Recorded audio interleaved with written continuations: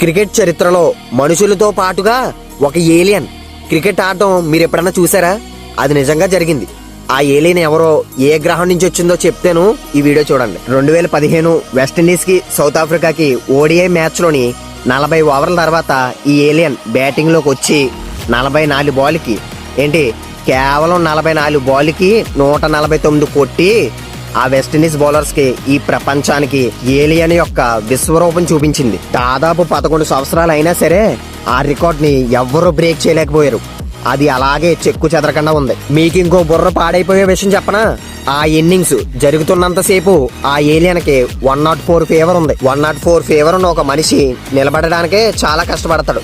అలాంటిది 44 బాల్కి 149 కొట్టాడంటే ఈడు నిజంగా మనిషి అయితే కాదు, ఒక ఏలియన్ జాతికి చెందిన వాడు అని అప్పుడు చూస్తున్న క్రికెట్ ప్రజలు ఇతనికి ఏలియన్ అనే బిరుదిచ్చారు. ఆ ఏలియన్ ఎవరన్నది మీకు అర్థమైపోయే ఉంటది. ఆ ఏలియన్ పేరు నేనైతే చెప్పను, మీరే కామెంట్ సెక్షన్ లో చెప్పండి. Happy birthday alien.